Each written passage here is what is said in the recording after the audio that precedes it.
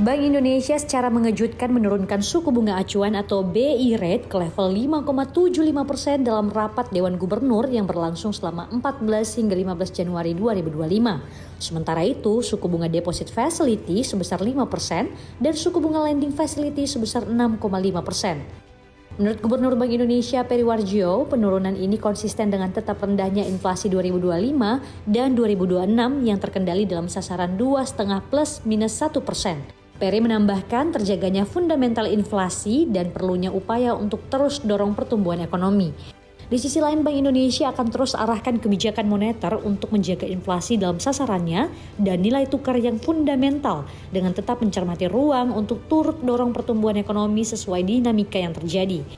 Hal ini mengejutkan karena konsensus CNBC Indonesia yang dihimpun dari 15 lembaga institusi secara absolut memproyeksikan bahwa Bank Indonesia akan kembali menahan suku bunganya di level 6%. Indikatornya rupiah yang kini dalam tekanan berat terhadap dolar Amerika Serikat.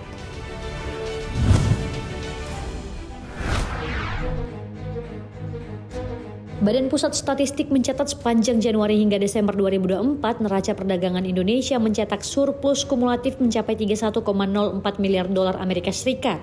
Surplus ini menurun dibandingkan total surplus neraca perdagangan 2023. Penurunan ini didorong oleh penurunan surplus neraca perdagangan non-migas tahun 2024.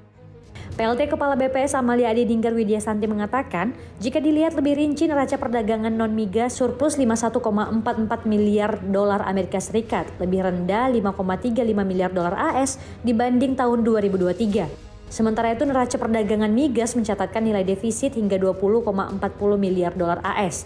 Surplus neraca dagang non-migas Indonesia mencapai 16,68 miliar dolar AS dengan Amerika Serikat. Selain AS, neraca perdagangan Indonesia juga mengalami surplus terhadap sejumlah negara. Di antaranya yang terbesar adalah India dan Filipina. Untuk bulan Desember sendiri, neraca perdagangan Indonesia masih berada di zona surplus. Surplus kali ini mencapai 2,24 miliar dolar. Ini adalah surplus dalam 56 bulan beruntun sejak Mei 2020.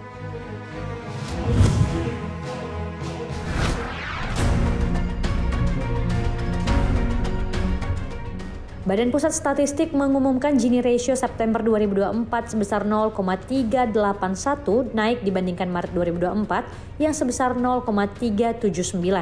Menurut data BPS, Gini Ratio pada perdesaan 0,308, sementara perkotaan juga naik menjadi 0,402. Berdasarkan ukuran ketimpangan Bank Dunia pada September 2024, distribusi pengeluaran pada kelompok penduduk 40% terbawah adalah 18,41%.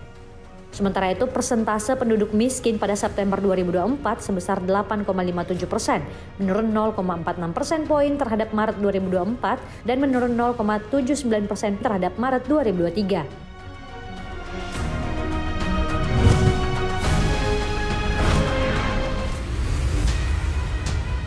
Menteri Usaha Mikro, Kecil dan Menengah atau UMKM Maman Abdurrahman mengatakan sebanyak 67.000 UMKM dengan total utang 2,5 triliun rupiah sudah masuk dalam daftar hapus tagih Himpunan Bank Milik Negara atau Himbara dan sedang dalam tahap penghapusan.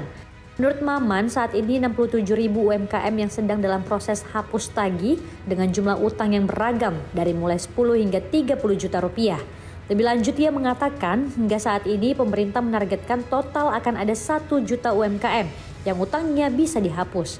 Perhitungan ini berdasarkan data UMKM yang sudah masuk dalam daftar hapus buku Himbara.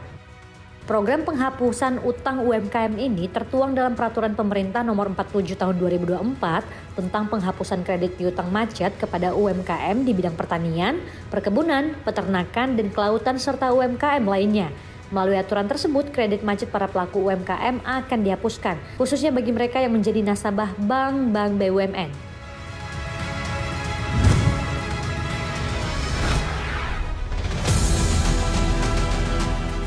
Pemerintah Australia telah menetapkan undang-undang baru yang dapat mengkriminalisasi perusahaan dengan hukuman jika memberikan pekerja di bawah upah minimum. Undang-undang ini berlaku sejak 1 Januari 2025. Dalam aturan ini, pemimpin perusahaan dapat dipenjara selama 10 tahun dan didenda 16,6 miliar rupiah jika mereka sengaja memberikan gaji pekerja di bawah upah minimum. Undang-undang dan hukuman baru tersebut menyusul skandal pembayaran upah lebih rendah selama bertahun-tahun di negara tersebut yang melibatkan perusahaan terkemuka termasuk Woolworths, Chatime, Qantas, 7-Eleven, dan ABC.